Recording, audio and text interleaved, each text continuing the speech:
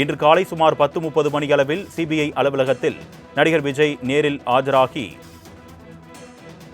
நேரில் ஆஜரான நிலையில் பல்வேறு கேள்விகள் அவரிடம் கேட்கப்பட்டதாகவும் தற்பொழுது தகவல்கள் வெளியாகியிருக்கிறது. அண்மை செய்தியாக பார்த்துக் கொண்டிருக்கிறோம். இது குறித்த கூடுதல் விவரங்களை செய்தியாளர் நௌஷாத் வழங்க நாம் கேட்கலாம். வணக்கம் நௌஷாத், என்னென்ன கேள்விகள் கேட்கப்பட்டிருக்க விவரங்கள்? வணக்கம் அர்னேஷ். தாவேக தலைவர் விஜய் செய்யாக 10:30 மணி அளவில் சிபிஐ அலுவலகத்தில் ஆஜரானார். அதில் மிக முக்கியமாக கரூர் தினம் தொடர்பான விசாரணையில் பிரச்சாரத்துக்கு ஏன் தாமதாக சென்றீர்கள் என்ற கேள்வியை சிபிஐ அதிகாரிகள் முன்வைத்திருக்கிறார்கள். அது மட்டும் இல்லாமல் மிக முக்கியமாக சொன்னால் சாலையில் வளைவுகள் நிறைய இருந்ததால் கரூர் செல்ல 7 மணி நேரம் தாமதமாக என தாவேக தலைவர் விஜய் தகவல் கூறியதாகவும் தகவல் இருக்கிறது. என்றால் 7 மணி நேரம் தாமதமாக சென்றதற்கு குறிப்பாக அவர் சென்னையிலிருந்து செல்வதற்கு தாமதமாக சென்றதாகவும் உரிய நேரத்தில் செல்லவில்லை என அரசியல் கட்சி பிரமுகர்கள் தகவல் தெரிவித்திருந்தார்கள். ஆனால் அதுவும் இல்லாமல் மேலும் அவர் தாமத காரணத்தை தெரிவித்திருக்கிறார். மேலும் தாமதத்திற்கு வளைவுகள் தான் காரணம் என்பதற்கான ஆதாரத்தை சிபிஐ விஜயிடம் கேட்ட சிபிஐ கூட்டம் அதிகமாக இருந்த போதிலும், குறிப்பாக மிக முக்கியமாக கூட்டம் அதிகமாக இருந்த போதிலும் பிரச்சார வாகனம் தொடர்ந்து முன்னேறியது ஏன் என அடுக்கடுக்கான கேள்விகளை சிபிஐ முன்வைத்திருப்பதாகவும், மேலும் காவல்துறை மீது விஜய் குற்றச்சாட்டு வைத்திருக்கிறார். கரூர் கூட்ட நெரிசல் சம்பவத்தில் காவல்துறை கூட்டத்தை கட்டுப்படுத்த தவறிவிட்டதாக விஜய் வாதாடியதாக தகவல் இருக்கிறது. மேலும் வாகனம் செல்லும் வழியே உள்ளிட்ட விவரங்களை முறைப்படி பின்பற்றியதாகவும் சிபிஐ விஜய் விளக்கம் அளித்திருப்பதாக தெரிகிறது. என்றால் அந்த மிக முக்கியமாக அந்த பிரச்சாரத்தின் போது விஜய் ஒரு மிக முக்கியமான ஒரு தகவலை பதிவு செய்தார். அதாவது, நான் இங்க பாதுகாப்பா வந்தது காரணம் தமிழ்நாடு காவல்துறைக்கு நன்றி தெரிவிக்கிறேன் தெரிவித்திருந்தார். ஆனால் மாற்றாக அந்த விவகாரம், அந்த துயர சம்பவம் ஏற்பட்ட உடனே அடுத்த மறுநாளிலிருந்து காவல்துறை சரியான முறையில் வழிகாட்டவில்லை, காவல்துறை சரியான பாதுகாப்பு ஏற்படுத்த செய்யவில்லை என்ற குற்றச்சாட்டை அடுக்கடுக்காக அடுத்த நாளில் வைத்தது முன்னுக்கு முன்னாக பார்க்கப்பட்டிருந்தது. காவல்துறை மீது விஜய் குற்றச்சாட்டு வைத்திருக்கிறார்.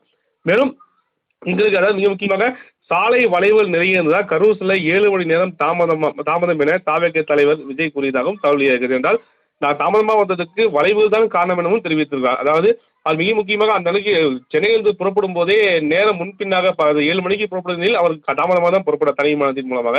அப்படி இருந்தால் குறிப்பாக நாமக்கல், அந்த பகுதி சேலம் நாமக்கல் இருந்து வரும்பொழுது அதோட கூட்டம் என்பது அந்த விஜயுடைய வாகனத்தை ஒற்றியே 2 சக்கர வாகனத்தில் அதிகப்படியான தொண்டர்கள் வந்ததும் பார்க்க முடியுது. அனைத்து கூட்டமும் ஒரேடியாக கரூர் கூட்ட நெரிசல் சிக்கி நின்றது என்பது அது அந்த மிக முக்கிய நிகழ்வு தான் அந்த விபத்துக்கு காரணமாக கூட தாவேக தரப்பை மட்டும் இல்லாமல் காவல்துறை தரப்பு தெரிவிக்கப்பட்டது. ஆனால் தாவேக தரப்பை பொறுத்த வரைக்குமே அதாவது என்ன சொல்றேன்னா காவல்துறை தான் காரணம், கூட்ட செயல்கள் சம்பவத்துக்கு காரணம் காவல்துறை தான் கட்டுப்படுத்த தவறிவிட்டதாக விஜய் வாதாடியதாக தகவல் வெளியே இருக்கிறது. மிக முக்கியமாக பார்க்க வேண்டாம், ஏற்கனவே கடந்த முறை விசாரணையின் போது டிஜிபி டேவிட்சன் ஆசீர்வாதமும் விசாரணை ஆஜரானா அப்போது அவர் தன்னுடைய தரப்பு வாதத்தை முன்வைத்திருந்தால் போதிய பாதுகாப்பு அளிக்கப்பட்டதாகவும் தாங்கள் செல்ல வேண்டாம் சென்றால் பாதிப்பு ஏற்படும் தெரிவித்தும் அதை மீறி சென்றதாக காவல்துறை தெரிவிக்கப்பட்டிருக்கிறார். விஜய் இந்த தரப்பு தெரிவித்திருப்பது என்பது மிக முக்கிய ஒன்றாக பார்க்கப்படுகிறது. அர்னேஷ். நௌஷாத், கரூர் பிரச்சாரத்தின் போது அந்த உரையின் தொடக்கத்திலேயே காவல்துறை சிறப்பான வரவேற்பு கொடுத்ததாகவும் பாதுகாப்பு ஏற்பாடுகள் செய்ததாகவும் விஜய் கூறியிருந்தார். இப்பொழுது சிபிஐ விசாரணையிடம் காவல்துறை மீது அடுக்கடுக்கான குற்றச்சாட்டுகளை வைக்கிறார். இந்த முறை நம்ம எப்படி புரிஞ்சுக்கலாம்? மிக முக்கியமான கேள்விதான். இதை முன்பே தெரிவித்திருந்தேன். என்றால் அவர் தொடங்கும் போதே காவல்துறை உரிய பாதுகாப்பு அளித்த அடிப்படையில் தான் இங்கே வர சேர்ந்த முடிந்தது, காவல்துறைக்கு தமிழ்நாடு காவல்துறைக்கு நன்றி என கருத்து பதிவு செய்திருந்தார்.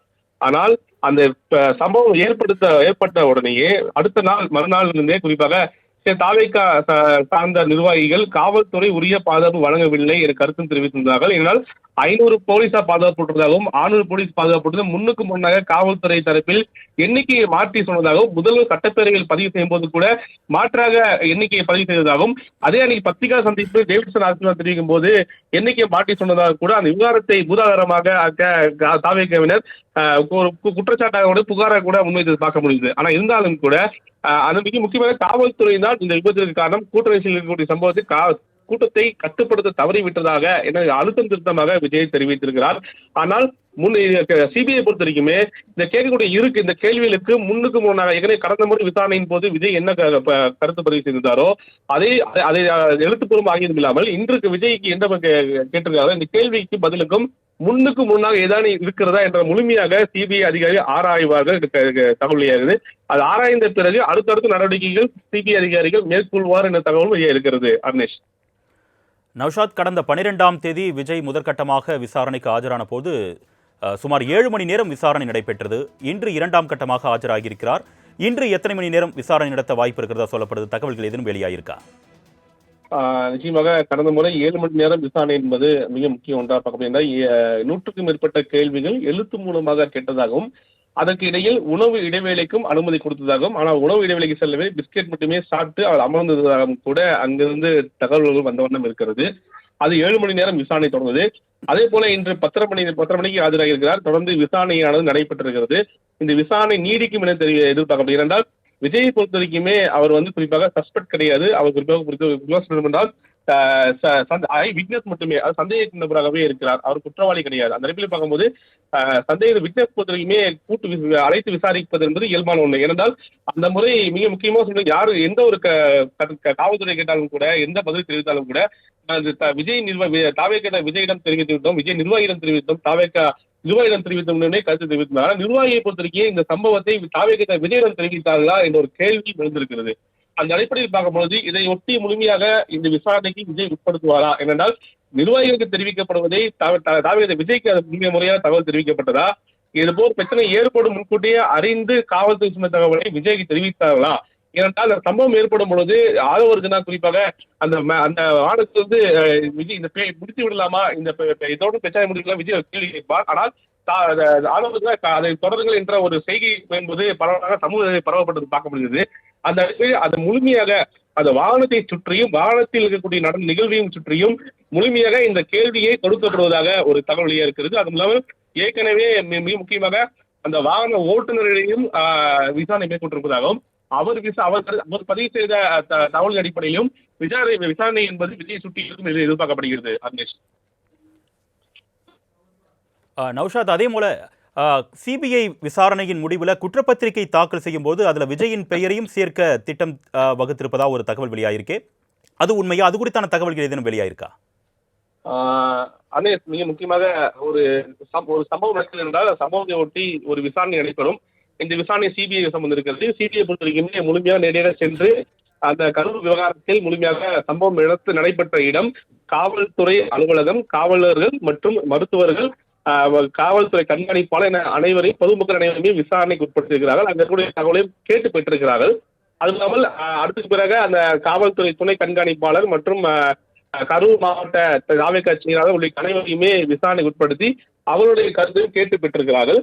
அதற்கு பிறகு தாவேகாவுடைய நிர்வாகிகள் ஆதவர்ஜனா, மேலும் நிர்மல்குமார், நிர்மல்குமார் மற்றும் புசி ஆனந்த் உள்ளிட்டவர்களையும் விசாரணைக்கு உட்படுத்தியிருக்கிறார்கள். அதற்கு பிறகு தாவேகா தலைவர் விஜய் தற்சமயம் விசாரணை உட்படுத்தியிருக்கிறார்கள். அடுத்த கட்டமாக யாரை விசாரணை, திமுக அதாவது குறிப்பாக ஆளுங்கட்சியின் மீது தாவேகா குற்றச்சாட்டிருக்கிறார்கள். அந்த ஆளுங்கட்சியை சேர்ந்த அந்த பகுதியில் கூடிய முக்கிய மாவட்ட பொறுப்பாளர் செந்தில் பாலாஜி விசாரணைக்கு உட்படுத்தப்படுவாரா ஒரு கேள்வி உண்டாகிறது. இவர் அனைவருமே விசாரணைக்கு உட்படுத்த பிறகு இதில் எந்த விசாரணையில் சொல்லப்பட்ட தகவல் முன்னுக்கு முன்னாக இருக்கிறதோ அவர்களை அந்த வழக்கில் பெற்று அவர்கள் மீது அவர்கள் பேர் உள்ளடக்கி குற்றப்பத்திரிகை தாக்கல் செய்வது இயல்பான ஒன்றுதான். அந்த அடிப்படையை பார்க்கும்போது விஜய் பொறுத்த வரைக்குமே நேரடி குற்றவாளி இல்லை. ஏன்னா A1 என்று பார்க்கும்போது காவல்துறை தேடப்பட்ட நபர் விஜய் வரவில்லை. ஆனால் விஜய் பொறுத்த வரைக்குமே ஒரு விட்னஸை உடைய அவர் குற்றவாளி என்ற அதாவது சந்தேகிக்க நபர் எங்குமே அந்த பகுதியில சிபிஐ அதிகாரியும் காவல்துறை குறிப்பிடவில்லை. அப்படி இருக்கும்போது விஜய் விசாரித்த பிறகு விஜயோட கருத்தில் கூட அவர் சொன்ன பதிலில் கூட முன்னுக்கு முன் இருக்கும் பட்சத்தில் தான் காவல்துறை அடுத்த கட்டத்துக்கு இந்த விசாரணை கொண்டு சென்று குற்றப்பத்திரிகை தாக்கல் செய்ய வாய்ப்பு இருக்கக்கூடிய முன்கூட்டியே குற்றப்பத்திரிகை விஜய் பெயர் தாக்கல் செய்வதற்கான சாத்தியக்கூறு எதுவுமே இல்லை என சட்ட ரீதியான தகவல் வெளியாக இருக்கிறது. அர்னேஷ், உங்களுடைய விரிவான தகவலுக்கு நன்றி நௌஷாத்.